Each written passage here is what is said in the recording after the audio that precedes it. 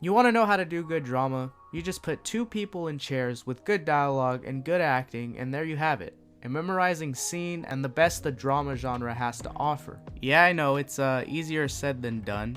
You also need a lot of talent and an eye for directing and a lot of passion, and you need that clear vision. Okay, maybe it's not as simple as I made it out to be. All I know is that Martin Scorsese does this best, and that is shown through his newest movie, The Irishman. It's slow and the runtime is long, but the movie is so good. Now, at first I was skeptical about the 3.5 hour long runtime. I wondered if it could be justified, or was Scorsese making a long runtime just because? I mean, he's Scorsese. He could have dropped like a 6 hour long movie and everyone would have still watched it. But with The Irishman, I could say that I pretty much enjoyed every minute of this movie. To me, this film is all about the conversation, is all about the dialogue. Here and there's some shocking moments when Robert De Niro's character has to go and kill someone for the mob, but most of the time it's just slow-paced conversation, and trust me, it's brilliant. Robert De Niro, Al Pacino, Joe Pesci, the cast is amazing.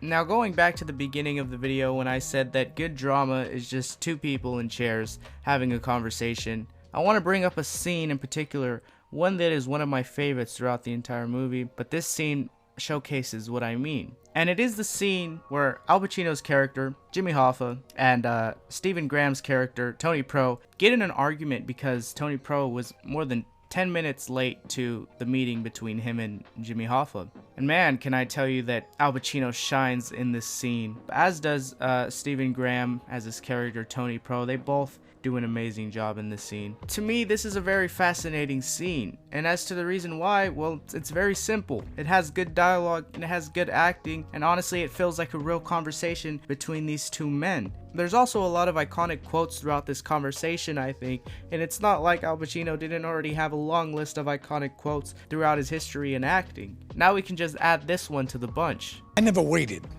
for anyone who was late more than 10 minutes in my life. And don't think that my boy Stephen Graham didn't hit us with an iconic line, because he also has one. In my mind, it's always 8 degrees in New York. I'm making a point.